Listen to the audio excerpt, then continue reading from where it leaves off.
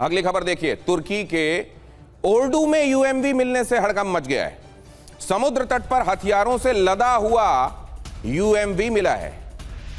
तुर्की के समुद्र तट पर बहकर आया यूएमवी, ये यहां पर तस्वीरें दिखाई दे रही हैं। अब ये चला आया है या भेजा गया है, क्या लग रहा है कार्तिकेय काले सर? नॉर्मली ऐसे भेजा तो नहीं जाया होगा, ये ज़रूर कुछ ना कुछ कहीं ना कहीं कोई एरर हुआ है, तभी वो यूएमवी जो है वहाँ पहुँचा है। ऑब्वियसली मतलब ये जो है एक तरह का स्टेल्थ वेपन है, एक तरह से आप कह सकते हैं इसको कि ये आस्तीन में जो अपना इक्का लेके लोग घूमते हैं, तो उस प्रकार का इक्का है। तो इस प्रकार से उसका मिलना वहाँ पर डेफिनेटली या तो कोई प्लान्ड अटैक था या हो सकता है वो किसी मिशन में यूज़ किया गया हो। अब एग्जैक्टली कैसे पहुंचा है ये तो बहुत मुश्किल है इस समय मेरा कहना, ठीक है, कैसे पहुंचा है, परंतु ये डेलिबरेट। आशीष इसमें कुछ जोड़ना चाह रहे हैं फौरन? हाँ, दिनेश जी, मैं चाहता था कि दर्शकों को ये तस्वीरें जरूर दिखाई दे, क्योंकि सब लोग यूएवी देख रहे हैं। रशिया यूक्रेन वॉर में भी देखा, उसके बाद इजराइल और हमास में भी देखा, और अब ईरान और वर्सेस यूएस में भी देख रहे हैं। लेकिन ये आप ये मान के चलिए कि यूएमवी इज लाइक समंदर वाला यूएवी, अनमैन्ड मैरीटाइम व्हीकल या फिर आप वेसल बोल लीजिए। और इसका इस तरह की चीजें अभी जस्ट कुछ घंटे पहले ये मिला है तुर्की के तटीय इलाके में। इस तरह की चीजों का अगर इस्तेमाल ईरान करेगा अंडर वाटर, तो आप मान के चलिए फिर कौन सा कैरियर बैटल ग्रुप और कौन सा एयरक्राफ्ट कैरियर और फिर कौन सा यूएसएस त्रिपोली, ये मैसेजिंग भी हो सकता है। ये मैसेजिंग भी हो सकता है कि आ रहे हो तो ठीक है, लेकिन सावधान रहो, हमारे पास क्या क्या है उसकी एक झलक भी देख लो। अगली खबर यह है कि सेंट्रल इजराइल में ईरान के हमले का वीडियो सामने आया है। ईरानी क्लस्टर मिसाइल से हमला हुआ है। यहाँ हमले के बाद कई जगह सुने गए धमाके। अब ये जो क्लस्टर म्यूनिशन है ये भी बहुत ज्यादा सरप्राइजिंग है। कई जगहों पर एयर डिफेंस को एकदम ये ऐसा बना देता है कि लगता है एयर डिफेंस अपना काम करना जानता भी है कि नहीं।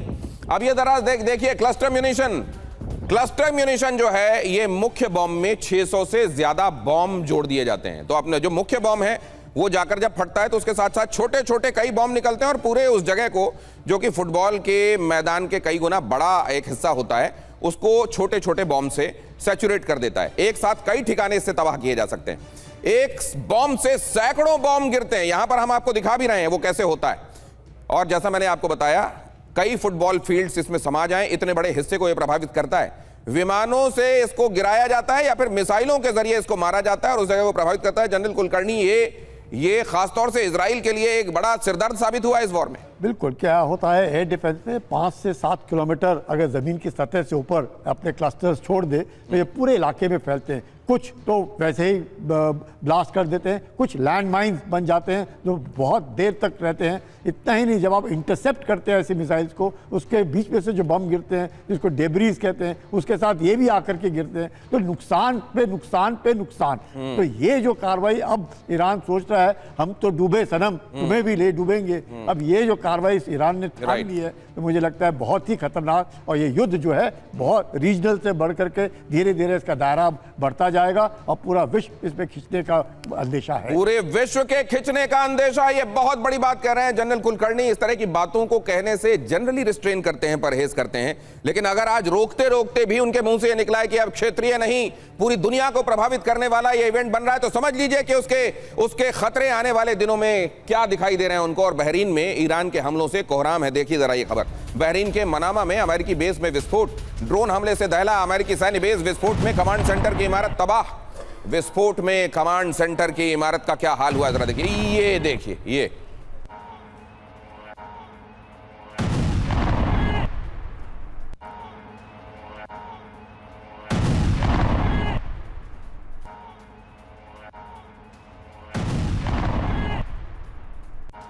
आशीष इसमें कुछ कहना चाह रहे हैं? कहिए आशीष। जस्ट 3-4 मिनट पहले इजरायली डिफेंस फोर्सेस ने एक स्टेटमेंट इशू किया है और उन्होंने कहा है कि उन्होंने ईरान की बैलिस्टिक मिसाइल प्रोडक्शन फैसिलिटी पे अटैक किया है।